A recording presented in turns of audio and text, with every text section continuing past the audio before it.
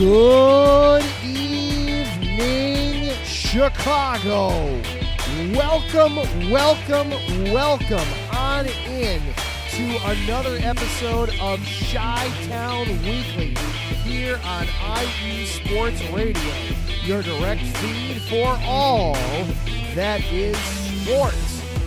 Lots to get through tonight. It is the 10th anniversary of IE Sports Radio this week. The flagship show, the defining moment, made its debut this week 10 years ago. So to celebrate, each show is doing some special things, some special ways to honor that. We're going to be looking at what some of the lead stories in Chicago were in May of 2014. Boy, it feels like a lifetime ago, doesn't it? We'll also, of course, look at some current stuff. The Cubs and the White Sox both had very successful weekends. We will discuss those. The Cubs in particular got an up-close and personal look at a young man that they might be seeing a lot of over the next 7 seasons for sure. We will discuss that as well. And then finally, the Bears had their rookie minicamp over the weekend. What can we take away from the new kids? All that plus more coming on up right now on IE Sports Radio. Do not go anywhere.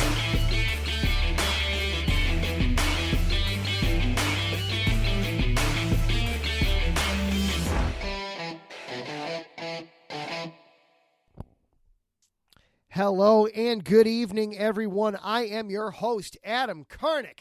Welcome on in to the 182nd episode of Chi-Town Weekly. And it's a big one tonight. We are going to be celebrating the 10th anniversary of IE Sports Radio. So lots to be going through in the show tonight. Going to have a lot of fun, but of course we will react to all the things going on all around the Chicago sports scene as well. We're going to talk baseball, we're going to talk football, we're going to talk some hockey. I've even got some basketball stuff in there. Lots to get through, lots to go through. Before we get any further, though, I do want to acknowledge our sponsors here at the station, Planet Jerky, Premium Brisket Beef Jerky, and Seal the Deal. So do not go anywhere. We've got some special messages from them. We'll catch you on the flip side right after this.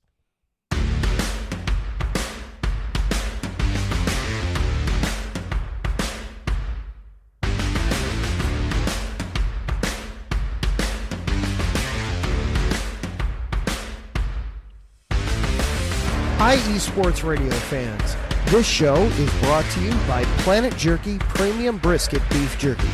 Planet Jerky is the official jerky of the 2022 California League champion Lake Elsinore Storm, Single-A affiliate of the San Diego Padres.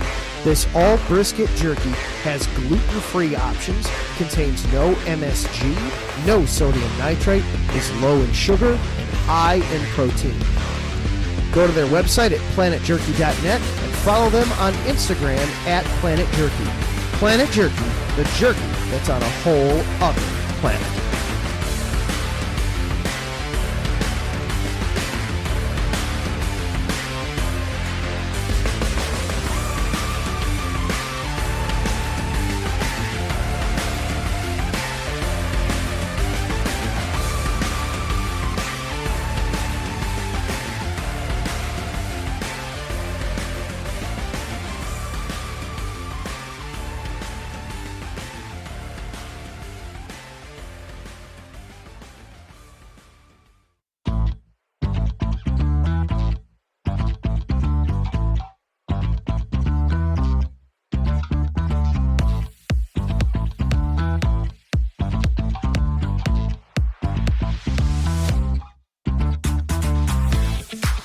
there, IE Sports Radio fans. Be sure to check out our sponsor, Seal the Deal Wax Seals by Cecilia B.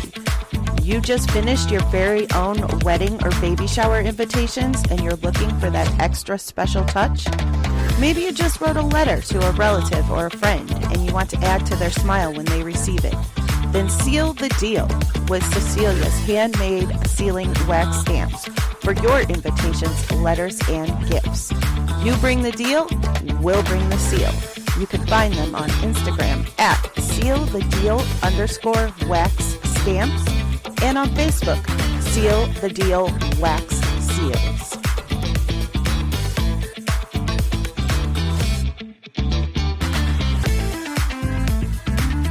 And welcome back on into Chi-Town Weekly.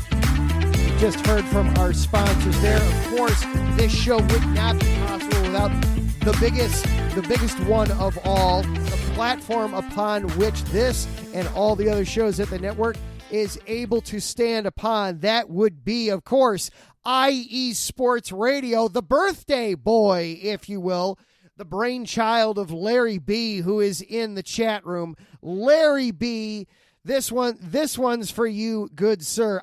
IE Sports Radio, for the last 10 years now, we can officially say it.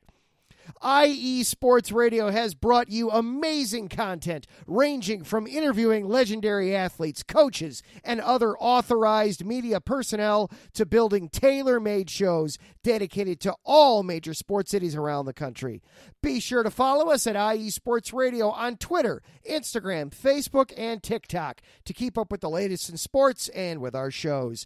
Also, check out our daily updated website, iesportsradio.com, for sports news, the IE Sports Radio blog, our Hall of Fame, Fans of the Month, pages dedicated to each podcast, our IE Sports Radio community forum, and stop by the shop to check out the merchandise. Thank you for making IE Sports Radio your direct feed for all that is sports. 10 years down and at least 10 more to go. And you heard how to follow along with the station there on all the social media platforms. This show is also available for you on Twitter. We are at IESRC, or if you want to follow along with me personally there, I am at Adam_Karnick. And if you're listening live here on this Monday night, hop on into the chat room. Ralph Calise, Larry B., Taryn Rodriguez, Wes Trueblood, everybody's in there. Hop on in. We can have some fun and interact. Or if you're listening later on Deezer, Podcast Addict, YouTube, Gio7, wherever it is you're listening, thank you for making this part of your weekly regular listen. I really do appreciate that. Well, the 10th anniversary is the Diamond anniversary, so there's no place better for this show to start than with the baseball teams on the Diamond, as you were. The Cubs tonight we were supposed to have both teams in action tonight. The White Sox and the Nationals got rained out. There's some lovely stuff coming through as I was driving home, so I can understand they decided to postpone it, and they will do a doubleheader tomorrow. So we'll hold off on the Sox for a second. The Cubs, meanwhile, they are down in Atlanta taking on the Braves. Top of the fourth inning right now, no score there. The Cubs had themselves a good week last week. They finally had a day off on Thursday last week. They needed that. Up and down with the Padres a little bit. They dropped 2 out of 3 to San Diego, but hey, when you were slated to face Yu Darvish and then Dylan Cease in the same series, that's a tall task, a tall order for just about anybody to overcome. So I can't be mad with dropping 2 out of 3 there. But then in Pittsburgh, took 2 out of 3 from the Pirates. And I want to talk about this series a little bit because the one game that they dropped was a crazy one. And Ralph, I am so glad that you here. Ralph is the host of the Yinzer Report here on IE Sports Radio. You hear him every Tuesday afternoon, 4 o'clock Central Time. He's part of a jam-packed Tuesday. We go straight on from 4 o'clock clear through to, I think the last show finally gets done about 10 or 11 o'clock at night on Tuesdays. Tuesday's a full night here at the station. But the Pirates had for themselves, they had a huge debut. Their rookie phenom pitcher, Paul Skeens, made his MLB debut on Saturday afternoon.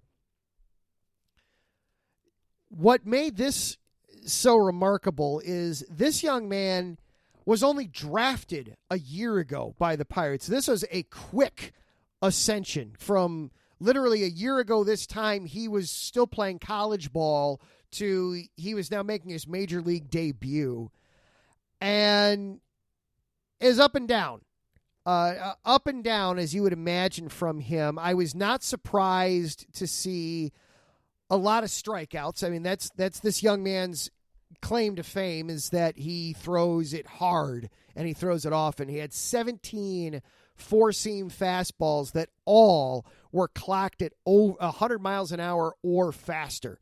So he struck out 7 Cubs in his debut, went 4+ innings.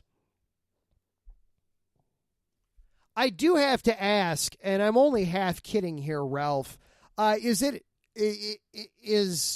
just a requirement, kind of like a freshman hazing thing, that all incoming rookies have to have that pirate mustache? Because I can't in good consciousness believe, first of all, that this kid is 21 looking at him. I mean, with that mustache, it looks like they went back in time, found somebody off of the Jolly Roger and just taught him how to throw really fast and then put him on the diamond.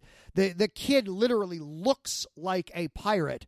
So is that mustache real, or is that just, oh, you're a rookie for the Pirates? Yes, we require you to grow out a handlebar mustache before you take the field in your first game. Don't worry, we all had to do it. Now it's your turn, kid.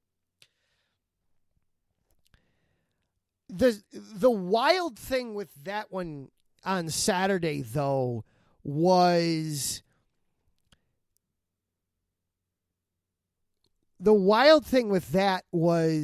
was nice to see that the Cubs aren't the only bullpen that struggles.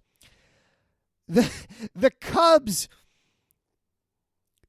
fell behind. Justin Steele had a rough one. This was a bad game from Justin Steele, and I hope that it was just a one rough outing and it wasn't sign of things to come from him, because that was not a good game from Justin Steele on Saturday.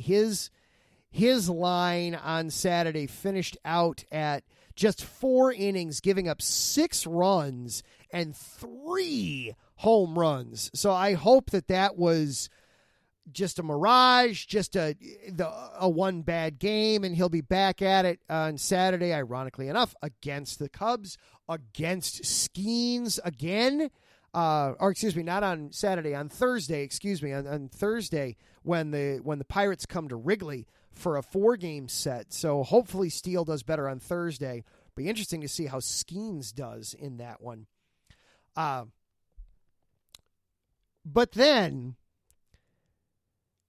in the 5th inning, the Cubs managed to load the bases.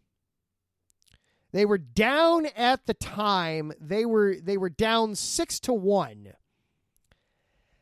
They managed to take the lead 8-6. Get this progression, will you?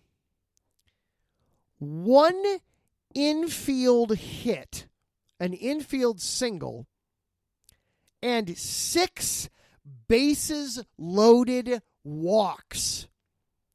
That was a Major League Baseball record for most bases loaded walks in 1 inning.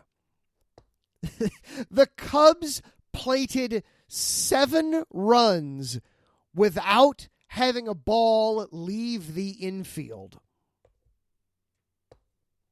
So it was nice to see that the Cubs bullpen isn't the only bullpen that struggles.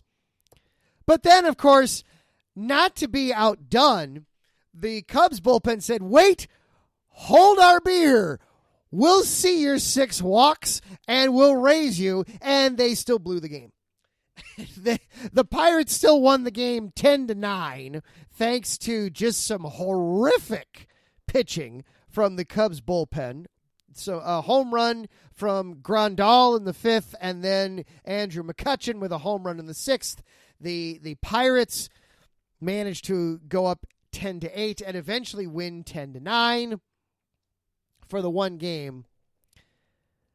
And then the game yesterday. This was another one where, man, you just the bullpens. And it's one thing for the Pirates. I mean, the Pirates are 18-23. You'd expect them to somewhat have a rough bullpen. But you've got to fix this if you're the Cubs. Kyle Hendricks made the start. He got elevated off the injured list yesterday. The professor came back, and he looked good. He looked easily the best he has all season long, which that wouldn't take much. I mean, had he gone 4 innings and given up 4 runs, that would have been the best outing he'd had all season. That, so take that with a grain of salt. But 5 innings, only gave up 1 run, a solo home run. It was one of only 2 hits, 5 strikeouts. Now, he did walk 4, so that was troublesome. But he got out of it. He worked around it. 94 pitches in those 5 innings, so you knew he was done. It was just get that last out so that you could qualify for the win. That qualify for the win. That means the bullpen has to do its job. No such luck. Now, to be fair, it was all of 2-1 because Christopher Morel got a home run in the first inning, but after that, the Cubs just could not score. But they could not make it count. Brewer gives up a sac fly. The Pirates managed to tie the game. Cubs put 3 up in the top of the 10th.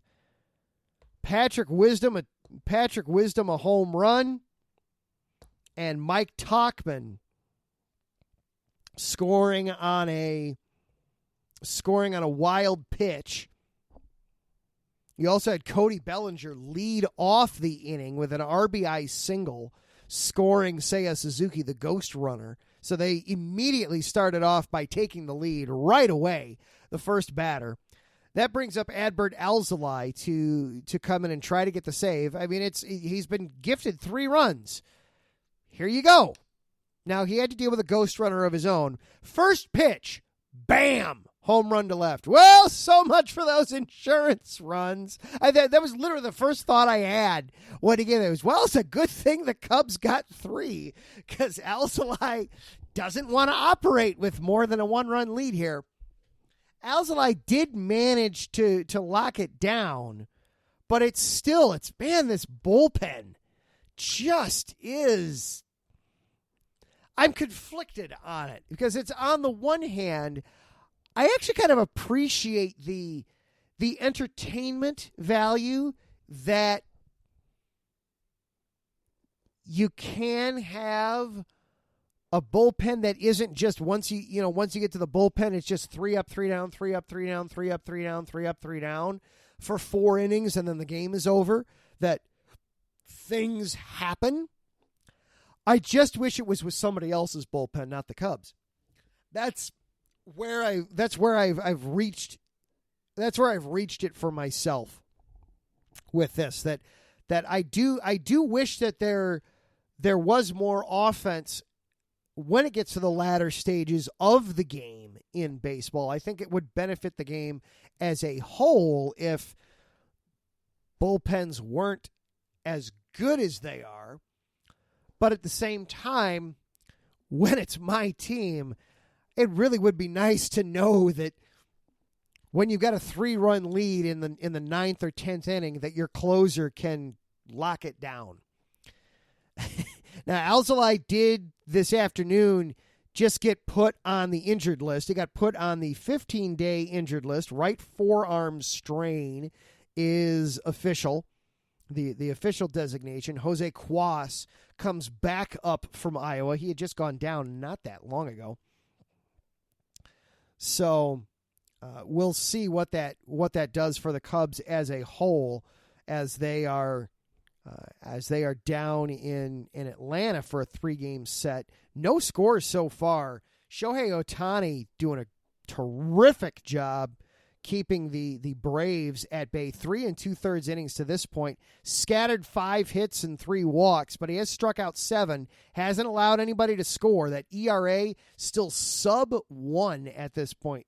He's got an ERA now of .99. This is one, I mean, going into the pitching matchup, you knew you were in for an interesting pitching matchup when the higher of the two ERAs was 1.58. You knew that this was going to be a low-scoring game, and so far it is absolutely the pitcher's duel that we thought it would be. Bottom of the 4th inning, no score in Atlanta. The White Sox also, though, had themselves an absolutely will-take-it weekend. Took 3 out of 4 from the Guardians and actually won 4 straight at one point, taking the finale against the Tampa Bay Rays down in Tampa 4-1 on Wednesday, then 3-2 over the Guardians on Thursday, 6-3 on Friday, 3-1 on Saturday before getting blanked 7-0 yesterday.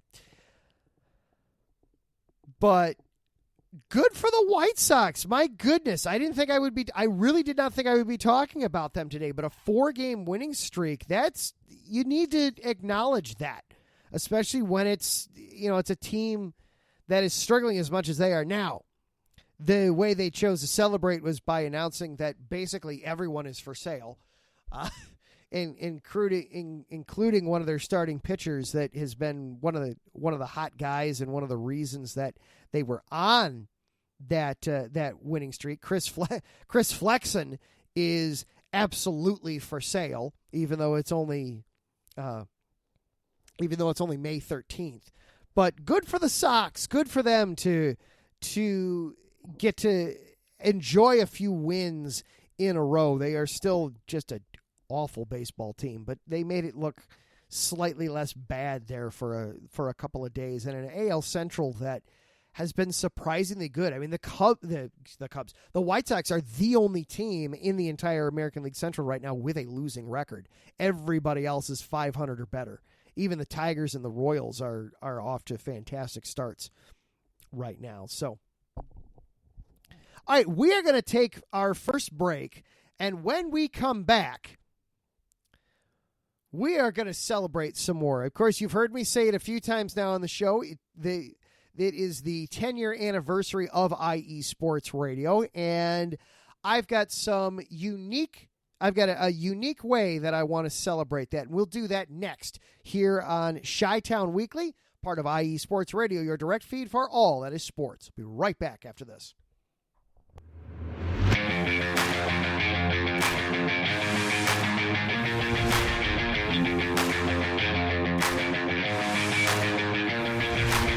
What's happening, sports fans? Are you a fan of Southern California sports? Are you looking for a show hotter than a hot summer day in California? Then look no further than the SoCal Supreme Sports Show, where I talk about all things Southern California sports. That's right, all sports teams from Southern California. From the hard-hitting tackles of the NFL, to the killer crossovers and big three-pointers of the NBA and WNBA, to the grand slams of the MLB, to the bone-chilling goals of the NHL, and to the booming kicks of the MLS, the SoCal Supreme Sports Show has it all for you. Oh, and let us not forget about the college sports as well. So join me, Taryn Rodriguez, every week here on IE Sports Radio, your direct feed for all that is sports.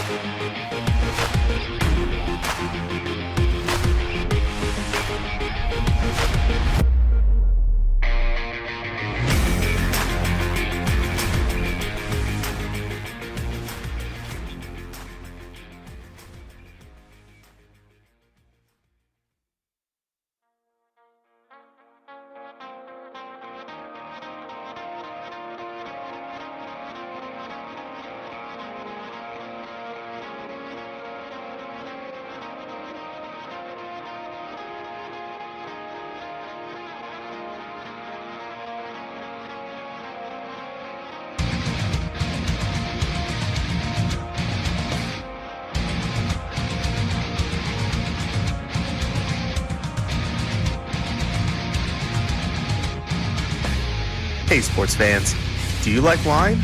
Well, we've got the show for you. This is Let's Wine About Sports, a show where we talk about wine and sports simultaneously. From the classic Cabernet Sauvignon all the way down to the grapes that you've never even heard of before. Oh yeah, we cover it all. And we'll talk about a little bit of sports as well. Football, hockey, collegiate, women's sports, it doesn't matter. We're going to talk about it all, and we're going to whine about it all. So join me Monday at 8 p.m. on IU Sports Radio, your direct feed for all that is sports.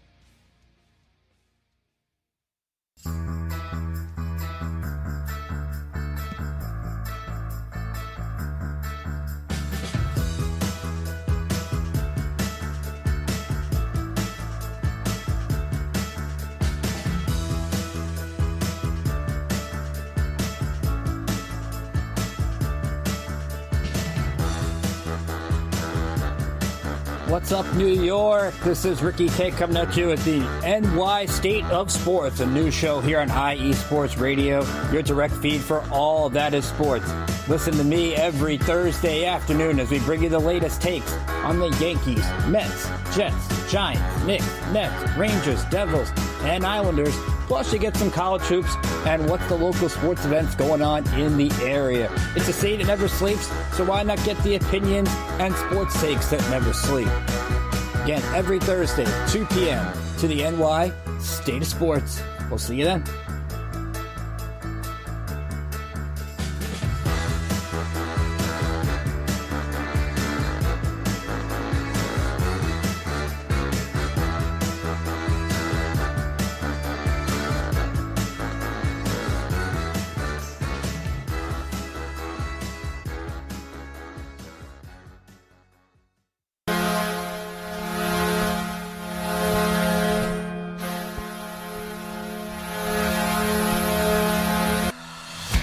Hockey fans, I'm Adam Kernick. And I'm Zach Puplis. Together, we are the newest version of Hockey Talk on IE Sports Radio, The Neutral Zone. Zone. We love hockey, but we also know it's not everyone's first sport. So we want to make this show as much for new fans as for the diehards. Whether you can name all the Swedes on the 08 Red Wings Stanley Cup team, or if you can't tell if Varlamov is a goalie or the latest trendy vodka, we're here to help. With facts, figures, and outrageous fans, we bring you all the hard-hitting hockey news you can handle, while still keeping it fun and on the rails. Well, mostly. So tune in every week as we go around the hockey world, from college to Canada, the minors and the majors, and everywhere in between. So bring your cellies. And your one-timers. You wicked wristas. And be sure to protect your five-hole. Catch the Neutral Zone every week on IE Sports Radio, your direct feed for all that is sports. We promise not to pick on the Arizona Coyotes every episode.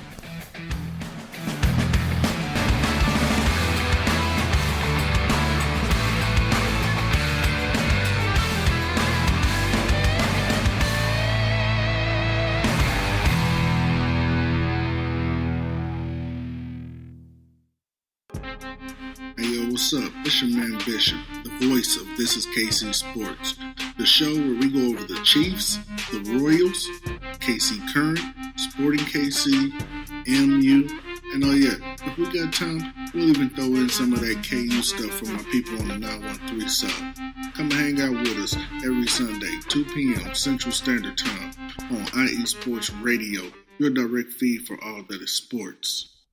And welcome back into Chi-Town Weekly, here on IE Sports Radio, direct feed for all that is sports, as we welcome Bishop into the show as well. So, you've heard me say it a lot tonight. This is the 10th anniversary week for IE Sports Radio, the diamond anniversary.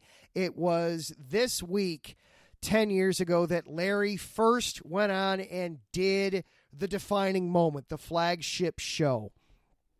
and started what is now a huge podcasting network that spans coast to coast, talking all kinds of cities and individual sports from, of course, Chicago, New York. You just heard some of the drops there. Some individual sports like Fast Break on Sunday nights, or coming up right after us, volleyball on Set Point, all kinds of different things.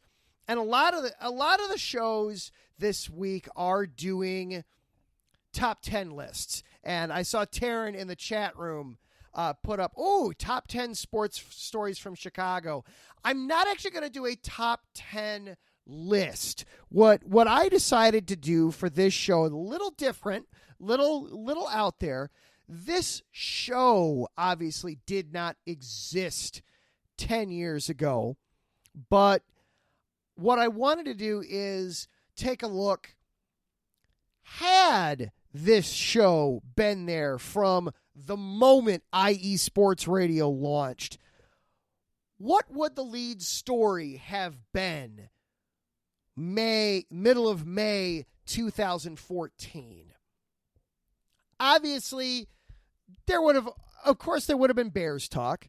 The Bears draft class from 2014 was kind of an interesting one to look at overall. You had Kyle Fuller was the first round pick. Obviously, that wound up, I would say, being a hit, being a success for, oh gosh, now I'm having to do this off the top of my head. I believe that was Ryan Pace. I think that was his first draft class, one of his first draft classes.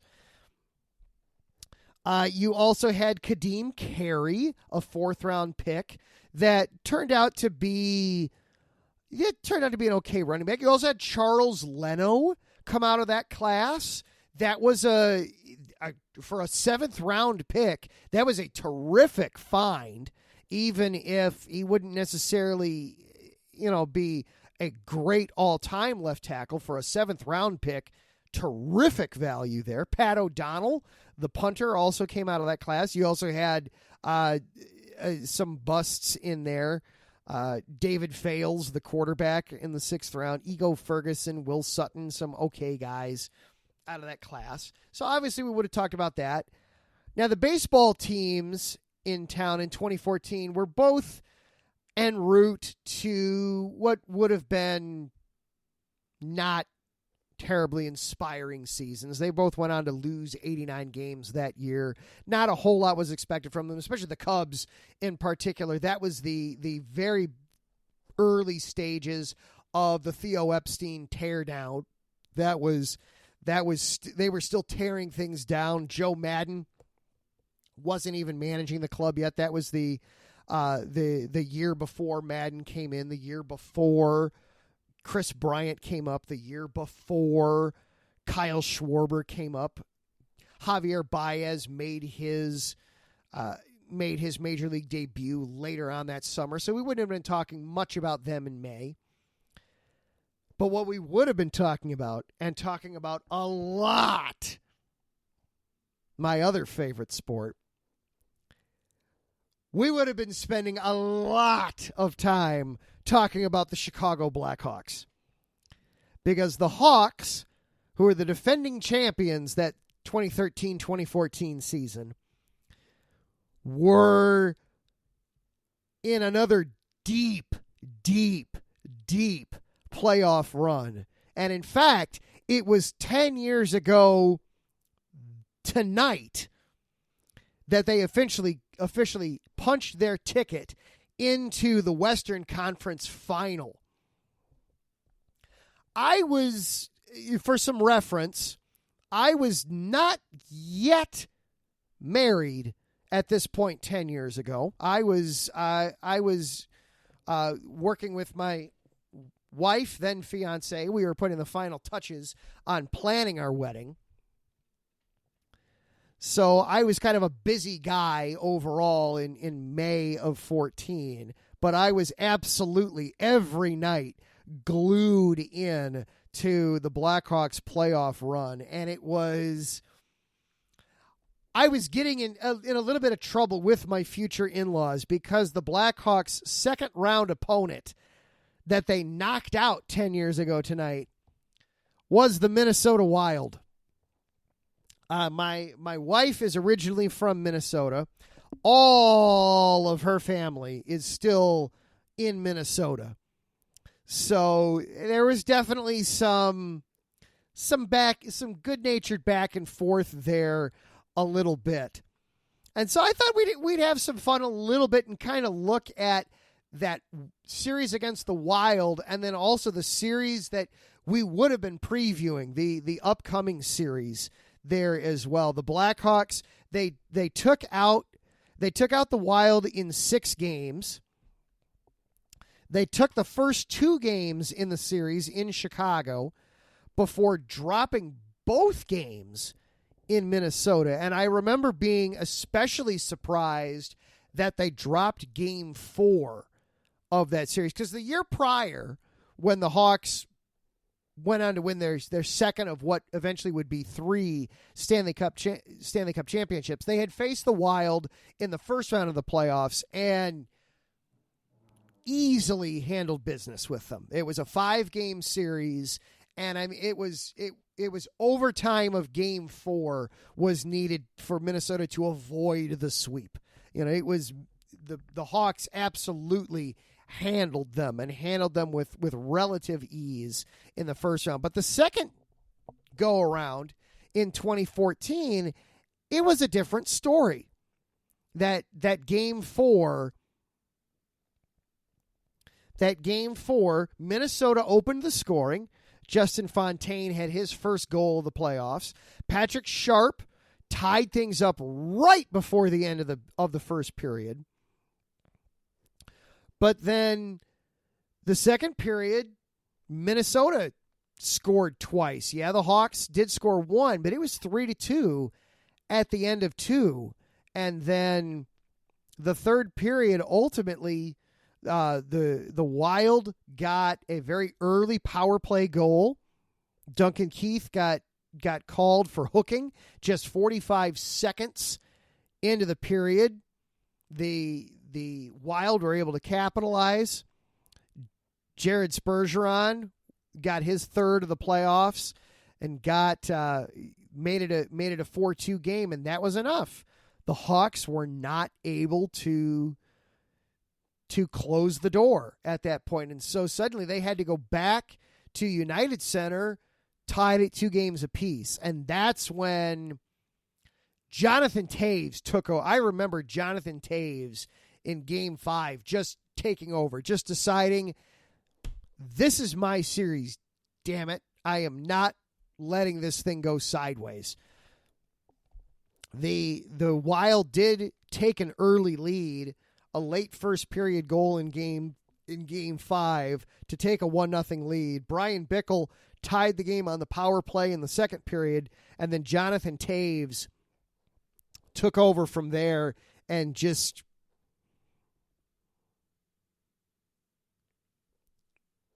willed the game-winning goal into the net in the series to go up 3-2. The return then to Minnesota, that game 6, Chris Versteeg opened the scoring right at the start of the game. 1 minute and 58 seconds in, Chris Versteeg with a steal, and then his first goal of the playoffs. Eric Howla scored then in the second period. It stayed deadlocked at 1, went into overtime, and then Patrick Kane with a beautiful stick handle wound up clinching the game-winning and series-winning goal 9 minutes and 42 seconds into the extra period to send the Hawks on to the Western Conference Final, where they wound up facing a familiar foe in the Los Angeles Kings. They had played the Kings the year before en route to the championship. In fact, the Kings and the Hawks played a lot of hockey against each other. They played in the finals in 2013, 2014 and in 2015. And each one won every other year. The Hawks won the odd years. The Kings won the even year. And that 2014 series, I don't know, Taryn, I know you're a SoCal guy. I know you're more of a Ducks guy. I don't know if you remember that particular series in 2014 against the Kings and the Blackhawks. That's gone down as a series for the ages. Two of the best teams in hockey. You had the best scoring offense in the Blackhawks against the stingiest defense in the Kings. And it was a dogfight of a series. The Hawks took game 1, 3-1. Brandon Saad with a power play goal opened the scoring. Duncan Keith ultimately got the winner in the second period about midway through, and Jonathan Taves added some insurance in that game. But then the Kings took game 2, 6-2, game 3, 4-3, and game 4, 5-2. That game 2 in Chicago was kind of a rough one because that took away the home ice advantage for the Hawks. The Hawks didn't lose a lot at home in those great playoff runs, but if they would, it would be early in the series. They didn't lose very late at home in those days. They'd lose maybe once or twice in the playoffs at home and then would just dominate United Center. This was a rough one. The Hawks got up 2-0 and then gave up 6 unanswered goals, all in the third period. Jeff Carter, Jake Musin, both on the power play. Tyler Toffoli, and then Jeff Carter, the last 2 goals, including an empty netter with about 3.5 minutes to go to get the hat trick as the Kings came back to win that one 6-2. And you knew, this is going to be a series. This is going to be a tough one for the Hawks. The Hawks weren't out yet, though. Double overtime in Game 5 to take that one back on home ice, 5-4 over the Kings. Michael Handzus, the overtime winner there. That one, his second playoff goal. Ben Smith also, the Hawks went into the third period down in that one, 4-3. Ben Smith with an early third period goal allowed the Hawks to tie it. They had given up 3. They were once again up 2-0 early in that game and blew the lead. Shades of things to come in that series overall. Game 6 back in L.A., Hawks won it 4-3, and I remember the feeling going into that Game 7 that when the Hawks won Game 6, 4-3,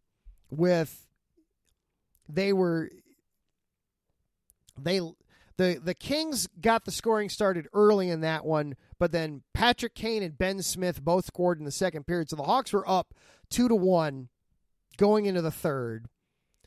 Then fell behind 3-2. Then Duncan Keith and Patrick Kane made their magic, and the Hawks ultimately took the game 4-3. And when Kane scored that goal late in the third, the feeling was it's their series. The Hawks are going to do this. There's just no way they lose on home ice in Game 7.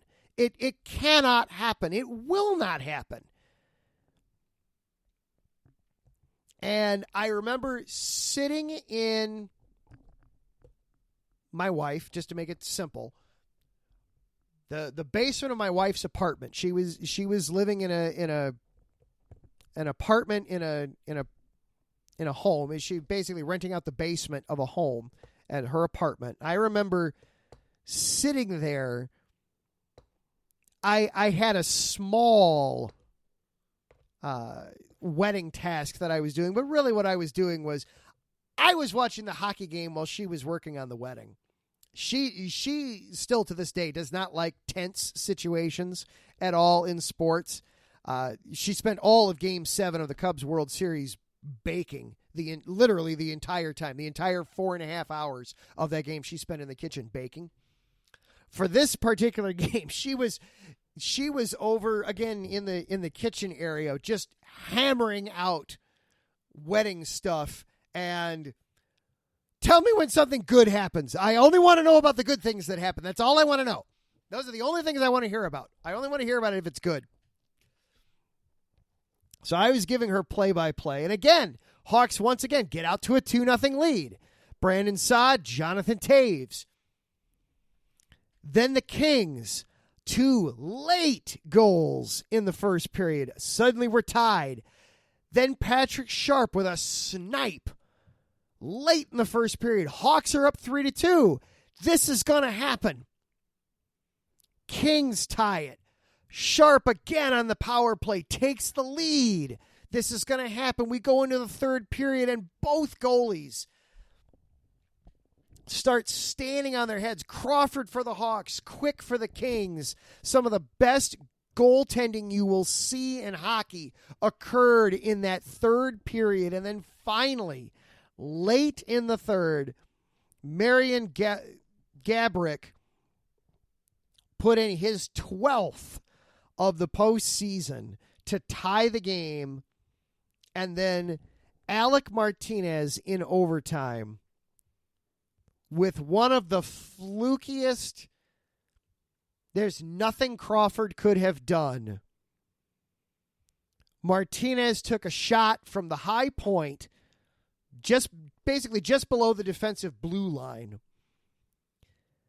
that took a crazy bounce, basically through a couple of Kings and deflected off of Crawford's glove and found its way into the net. And it was just that suddenly it was over. And it was heartbreaking, but it was also, I loved the reaction from the United Center crowd. Obviously, there was disappointment in the series, in the fact that they lost and that there wouldn't be a repeat and that this was the end of the road for this team for this season. But after the Kings celebrated for a minute or two, the United Center crowd gave a standing ovation for the Blackhawks.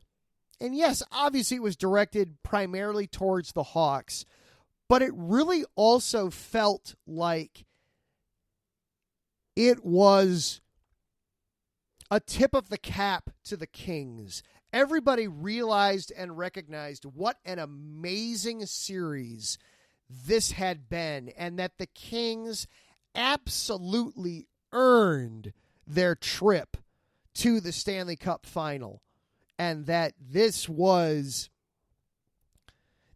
probably the two best teams in hockey, and they gave all of us an amazing show for 7 games and 2 weeks of our lives spent watching some terrific hockey. So as IE Sports Radio celebrates its 10th anniversary, I wanted to just go back and indulge on that a little bit. Thank you for going through that with me. Obviously, the two teams are in a little bit different of a place now, 10 years later. The Kings are still competitive. The Hawks are very much in the early stages of a painful rebuild. And that era, of course, is shrouded in some unfortunate stuff. But they still gave us some tremendous sports memories. And that series, even though the Hawks came up short, that's going to be a series that I'm going to remember for a long, long, long time. We are going to take a very quick break, and then when we come back, I do want to react to a few things from the Bears rookie minicamp that was over the weekend. Do not go anywhere. You are listening to Chi-Town Weekly here on IE Sports Radio, your direct feed for all that is sports. We'll be right back after this.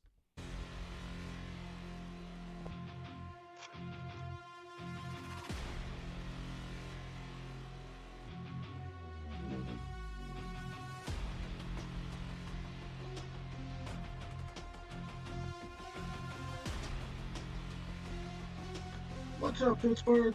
This is Ralph Galise, the host of the Injury Report on IE Sports Radio, your direct feed for all that is sports.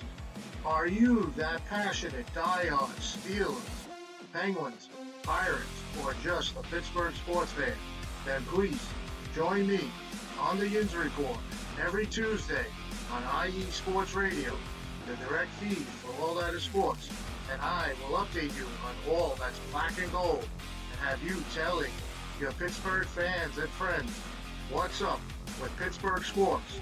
Tune in Tuesday with me, Ralph Galise, the Injury Report on IE Sports Radio, your direct feed for all that is sports.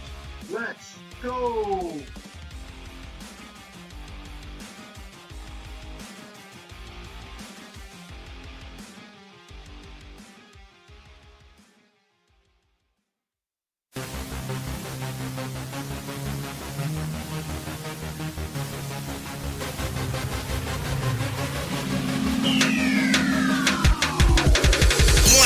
Everybody, this is Darren Rodriguez. Are you a fan of volleyball? Are you a fan of Thunderous Spikes?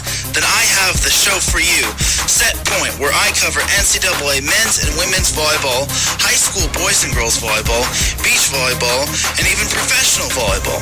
Catch the action every week here on IE Sports Radio, your direct feed for all that is sports. And welcome back to Chi-Town Weekly here on IE Sports Radio. Adam Karnick with you here for just a couple more minutes.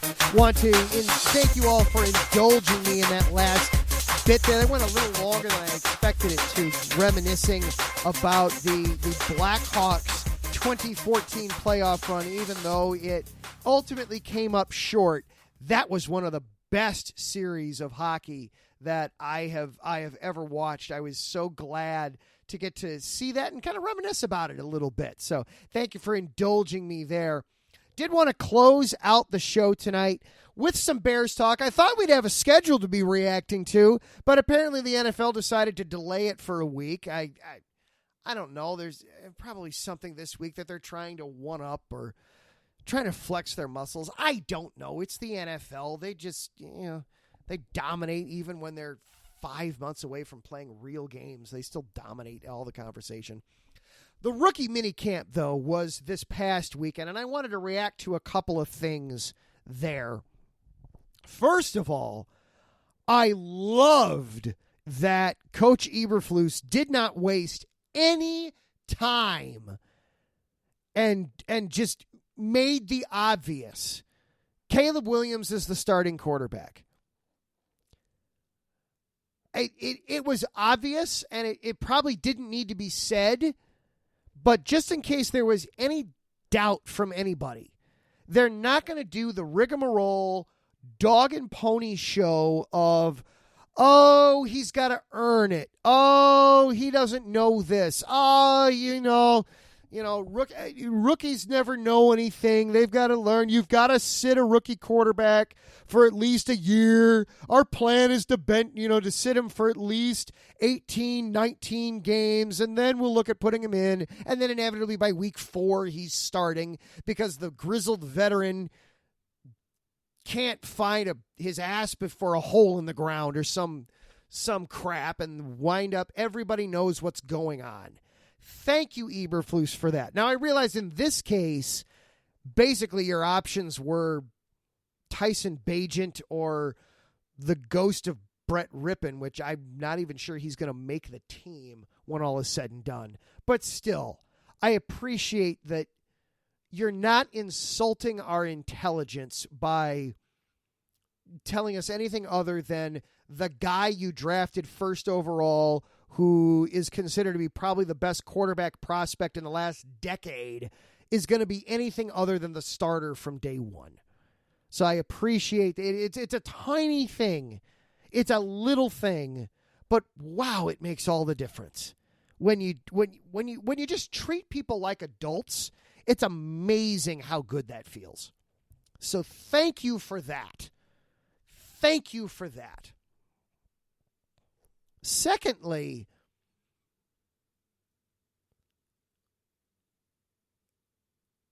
I have to react to something that I heard Adam Hogue of CHGO say over the weekend about it, where Williams, you kind of have to take a step back and realize what you're looking at for a moment there. Hogue brought up how one of the drills that was going around on social media and one of the tapes that was going around, friend of the program Sean Hammond shot some of it and shared it on social media, and then a lot of the other Bears guys picked it up and ran with it as well and were showing it as well. The drill of Williams just throwing go routes, just throwing straight routes to the wide receivers and tight ends. And Hogue pointed out that they probably ran this rep 40 times with all the different receivers just going in a line. And it doesn't necessarily look that impressive at first until you realize that these are all 20, 25-yard throws, and every single one of them is landing in the same spot. They're all hitting the receivers in stride, in their hands, and allowing them to continue to run. You're not having, oh, that one was a little high. Oh, that one, he short-armed that one a little bit. Whoops, that one landed 6 yards out of bounds. Why, he really airmailed that one. All 40 of them were in literally the same spot. Now, yes, there's no defense. There's no pass rush. There's no reading that's necessitating. There's no external forces on it. It's basically just a warm-up, but it's still, you want to talk about repeatable mechanics.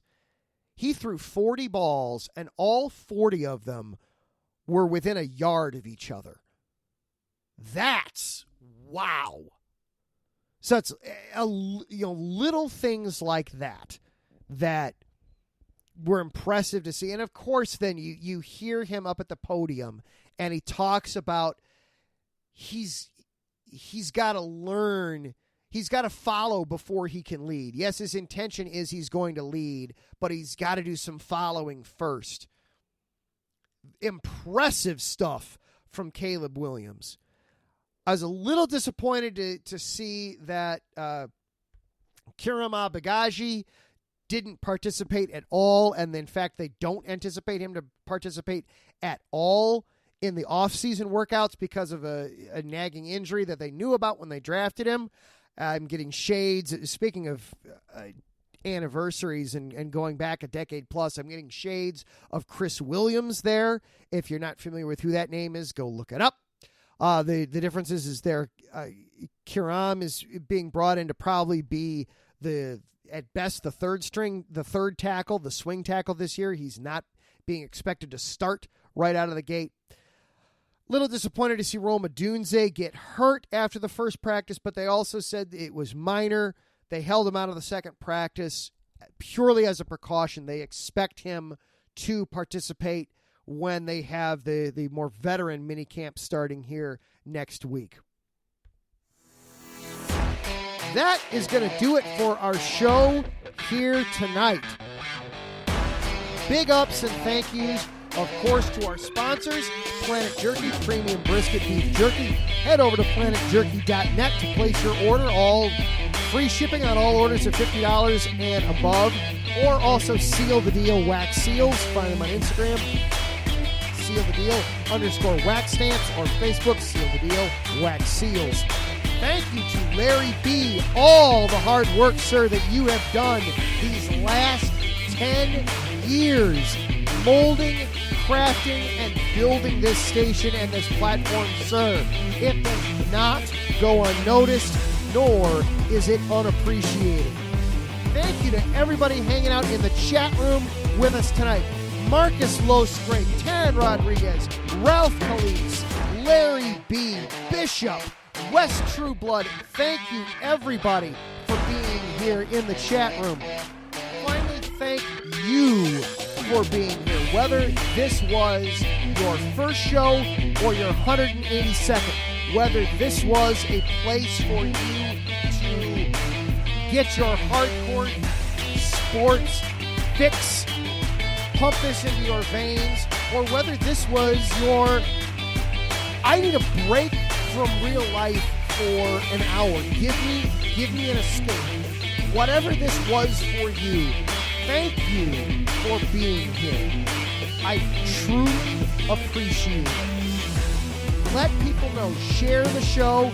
We are available on all the major podcast platforms: Spreaker, Spotify, iHeartRadio, YouTube, Gio7. I know we have listeners on there. I checked the numbers. All the places you find podcasts. Let people know about the show. Next week, I'm going to talk some basketball. I'm going to talk about the Chicago Sky. They're coming up, too. We got lots of fun things to talk about. All that plus more. We will see you right here next week. Have a great week, everybody. Adam Krennick for IE Sports Radio, signing off.